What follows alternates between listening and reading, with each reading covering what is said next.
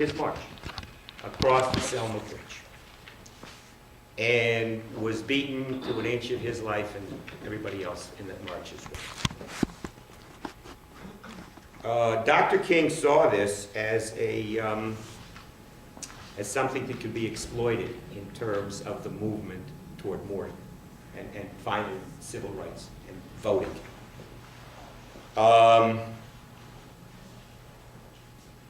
So he got involved in that march, but he got involved in it understanding that it had to be big. Now, what the Selma movie showed was he walked across the bridge, a week later, walked back. Yeah, but at the time he did that, he was getting a lot of us in the North, and I was more administrative than operational at that time, to get people to the last leg of that march into the streets of Montgomery, Alabama. And so he had to play for time. And believe it or not, at least my feeling is, he played for time. It wasn't that he walked to the bridge and then he walked back. He needed more time. My job, and I was 22 at the time, was basically to get people in the New York metropolitan area to the last leg of this march. Had a bus go down. There were it had 52 seats. 53 people got on the bus. They were mainly from City College of New York. I don't know whether all white or almost all white, I can't remember. But the one guy who came there, paid his money, we gave a tip to the driver, and they spent the next 24 hours driving to Montgomery, Alabama. I organized also a flight of the liberal intelligentsia and the civil rights activists in the New York metropolitan area. On this flight was A. Philip Randolph, who was on the executive board of the AFL-CIO. He headed the Sleeping Car Porters Union. Bayard Rustin, an eminent civil rights leader. Michael Harrington, a social democrat who was author of The Other America, and about 100 other people, including me. And I hate to fly. I got to tell you right now, I'm not afraid of it. I just tossed my cookies 3 times on that flight down to Alabama. But we understood the importance of being there. We congregated in a field just outside Montgomery. And by my reckoning, at least 15,000 strong. We were going to march into Montgomery, and we were going to be met by a lot of people who didn't like us very much. And the only people that separated them from us was a very thin line of Alabama National Guard people. All right. Now again, here's something you may not have factored in. Dr. King and President Johnson had some problems with each other. Not civil rights, but Dr. King in late '64 broke with Johnson on Vietnam. He was silent, and then he was not silent anymore.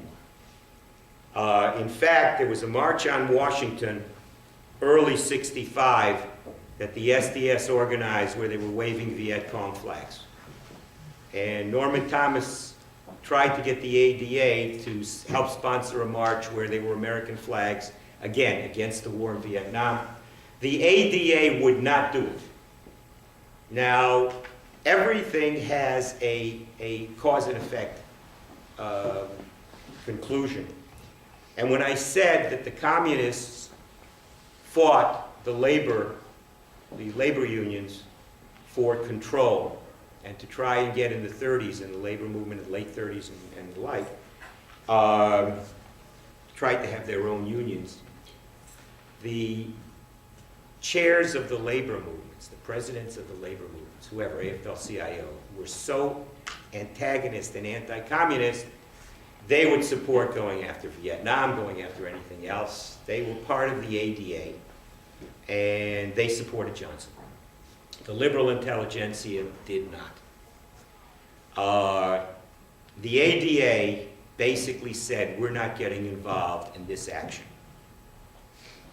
My board and I thought we should. And so the campus ADA name went on as a sponsor. There was also another sponsor there by the name of Coretta Scott King, Dr. King's wife.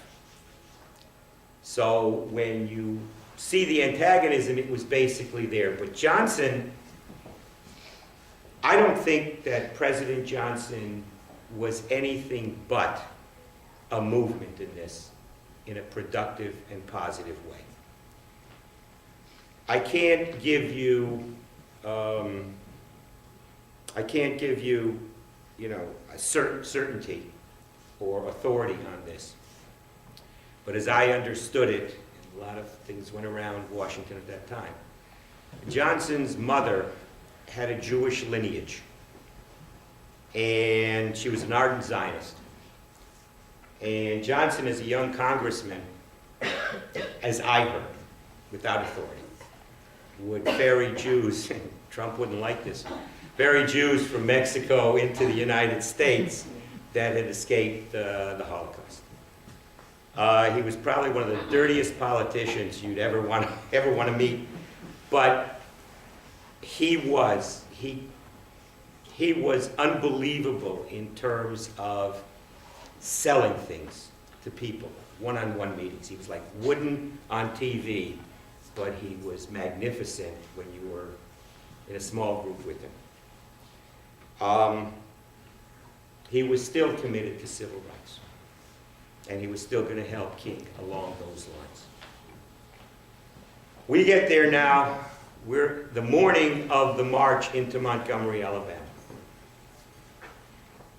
We start walking in Main Street of Montgomery. There must have been 3 times the number of people, tens of thousands of people there screaming for our heads.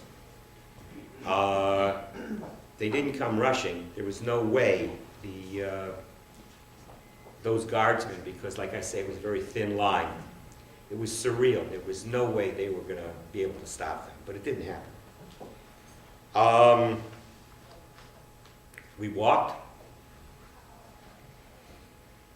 The thing I remember most about this was the meal afterwards, because we walked into downtown Montgomery, and every black church, they had food. I gotta tell you, it was delicious. For a lot of different reasons, it was terrific. And then we went to the plane, and I saw Dr. King there because A. Philip Randolph had a heart attack after that march and was hospitalized and didn't come back with us.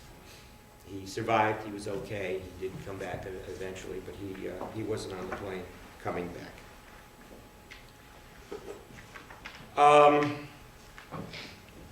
This did it. That march basically turned the corner for the civil rights movement. Because in 1965, Lyndon Johnson pushed very, very hard for the Voting Rights Act. And Everett McKinley Dirksen and the Republicans supported this. And I think the Northern Republicans supported this because it was the right thing to do. But also understand it was politically a gold mine for them to do.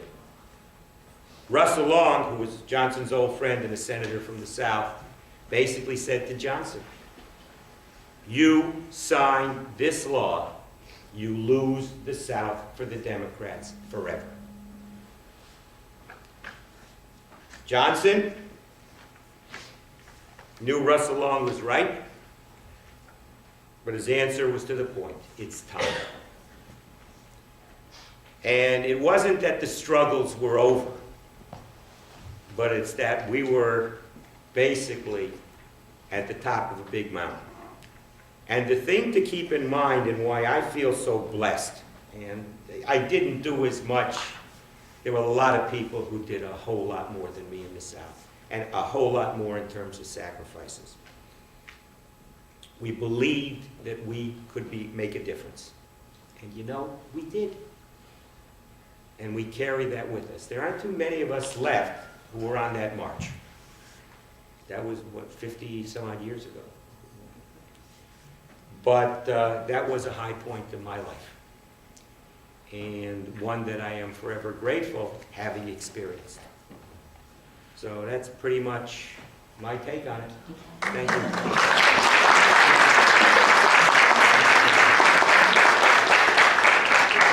If you have any questions, I'll be happy to answer them. I think we've got some time. Nobody? Okay. Oh, I got a question over here. Go ahead first. So, what was your contact with Dr. King? Did you have conversations with him? What was he we were not best of buddies. I mean, he met thousands of people. He passed me on the street. I don't think he'd know who I was. But when SNCC left the fold, there was correspondence, you can Google it, between Louis J. Braun, everybody calls me Jerry, but it's really Louis J., where he became our advisor of my junior group, of my Campus Americans for Democratic Action. But I wasn't central to the civil rights movement in there. I was just one of many. Absolutely. So yeah, I met him, but that was about it. Yes, question. What is your take on present-day racial justice movements? On what? On present-day racial justice movements. How do you think they're impacted by the concept of post-racialism? Yeah, what's happening now is you still have a ghettoization, especially, you have Ferguson, you have some areas of Philadelphia and so on, and the like. And I'm finding that we haven't really learned very much as a people. We still categorize people by race, religion, ethnicity, nationality, and occupation. Because what happens now is we generalize. You see an African American doing something bad, you're all bad. You see a police officer doing something bad, they're all bad. And with the police, it's a little bit more, because it's not just the people who commit the acts, it's those who help cover it up. And that's done given a natural inclination, because this guy is protecting you. This guy, you may owe your life to this guy. But still, their job is to protect us as people. Most of them do. But now there are communities which say the police are terrible. African Americans are terrible. Jews are terrible. Now the new one is Muslims are terrible. It would be real nice and probably nirvana if we can start looking at a person as an individual and say, that one's good, that one's not good, but it has nothing to do with anything else. We're not there yet. We're not even close. No matter what, we're not. So we're always going to have the tensions that you're asking about until the leadership and until enough people are willing to basically make that distinction between the individual and the collective. That's up to all of us. Yeah. Getting on that bus with the 52 students from Kearney, did everyone know that they may not come back? From The only one I know killed in that march was Viola Liuzzo, because she was ferreting black marchers to their home. But yeah, everybody understood the risk. Everybody did. Like I said, we didn't falter. We walked straight through Montgomery. And I got to tell you, when you have a wall-to-wall people, at least 5 or 6 deep, saying they want to kill you and meaning it, you knew what you were, in for. However, we we won. Once we marched down that street, if they did, we won. There was no way the Voting Rights Act would not have happened. And by the way, you've got to understand, I remember the 1968 convention when Richard Nixon walked down with Strom Thurmond, with all these guys who suddenly became Republicans. Russell Long was right. There was a price to pay, but it was worth paying. We're still, in essence, paying the price, but, you know, it was worth paying. I'm sure your mother was not happy that you got on that bus. No, she wasn't. I know I didn't get on the bus, I got on the plane. I gotta tell you, I was, you know, if I'm organizing the plane, let me tell you, I'm gonna fly. You know, I get car sick too, not just air sick. I have two questions. Why do you think when you said there were just, 5 or 6 people deep, and At just least, a thin line of National Guard, why do you think that it didn't get more? My guess is they had a lot of people in that crowd screaming just as loud as everybody else, who were basically government people. Look, the government was in everything then. I was ADA, okay, there was something called the United States Youth Council. And I was a member of it, and the Young Democrats were a member of it, and there were these groups I never even heard of. And about 15 years later, we found out it was a CIA front.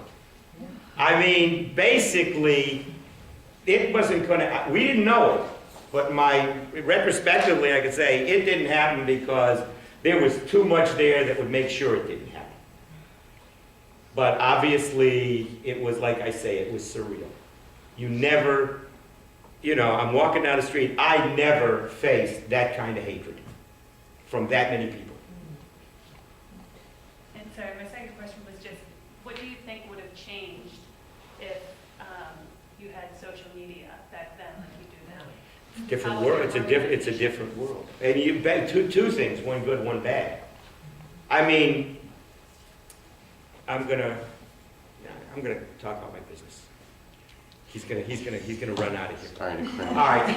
A friend of mine created a game called Paintball, and I commercialized it, and that's how I made, whatever. But you look at social media, and I have to, as part of that, part of doing my business. And you got so much hatred generated so quickly, mainly against Muslims. Okay? And you got, in other words, you could manifest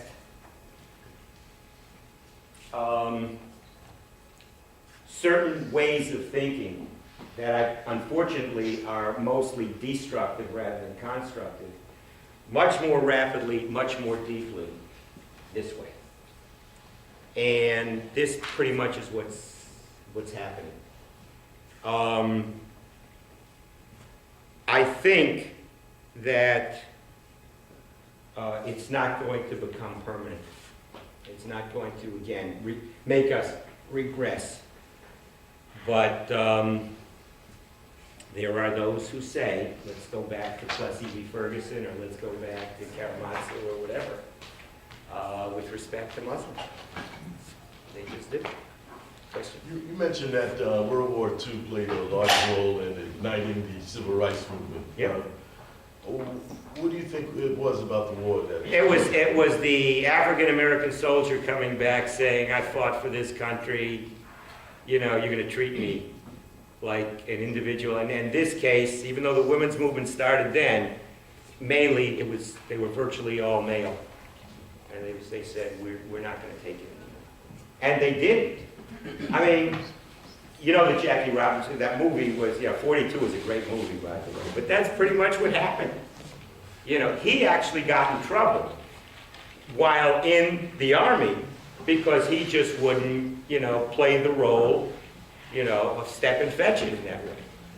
He wouldn't. He would basically, he stood up for himself, but he also was strong enough to see that the goal was more important than the satisfaction. Locke didn't do that, but that's basically what happened. And like I said, even in the North, Northern segregation is still there. I mean, you still have ghettoization.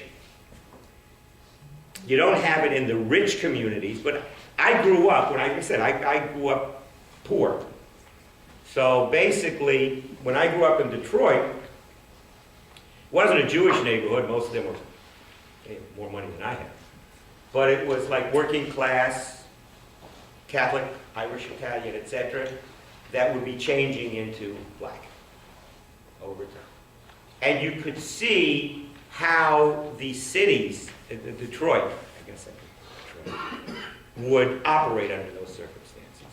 You know, what streets got plowed, what, you know, what lights got fixed, you know, street lights, etc., etc. I mean, this is what happened. My guess is it still happens. You know, I mean, I got lucky. I don't live that way anymore. But, that would be my guess. That's it? Yes, over here. First of all, I'd like to say thank you for your courage in participating in trying to bring about justice in the United States of America. Like I say, I The second thing I want to say is you are correct that all of these organizations had youth components to them. The NAACP had a youth council, and we were given nonviolent tactics training. In Atlanta, I was a member of the council, and we used to take our training on the front lawn of Martin Luther King every Saturday. Yeah. And when we were strong enough and disciplined enough, they would put us out on the picket lines in downtown Atlanta, you know, and we experienced some of that hatred up front like that. We experienced it every day because we lived in it. Yeah. We experienced all of that, but this work of passing the Voting Rights Act is so very important. And you being a living component of history, going out like a walking history book, telling your participation is very important. Because you had the Supreme Court in 2013 to say that the Voting Rights Act, a part of it, could be dismantled. Yeah. Okay? Wait a minute, I want to say one other thing. You were a part of it. You were a bigger part of it than I was. So I thank you for your courage. And No, I and thank you- you for coming up here to tell people and agreeing to share your experiences. Because people need to know, young lawyers need to know who they are defending, what we have experienced, you know? And your comment about people generalizing, people are individuals. Our experiences are different. So it's very important that you're sharing this part of history because you don't read about it now. People say, oh, things have changed. They haven't changed that much. Okay? So thank you. Well, and also, because of your discipline, if you would have been out in that picket line and you'd have been fighting back, it would have retarded, not Exactly. advanced. Exactly. So as a consequence, that was why it was so important. And the only reason I made a difference, maybe more than you made a difference, because I was white. And basically, I was from the North. And that means Channel 4 News, the New York Times, which had scant coverage of this thing, everybody else suddenly started to take this under their wing and publicizing the struggles of civil rights in the South. That's why we did what we did. Okay? Well, thank you very much.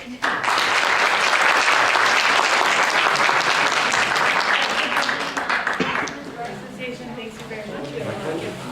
Oh, thank you. And I'd just like to announce in February 9th, we have our Heart Health event. We have flyers out here.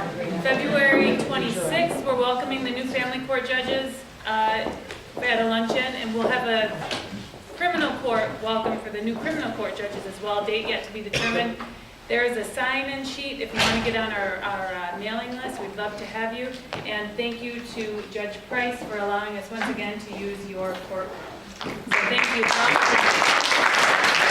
please come have some more dessert because we have a ton of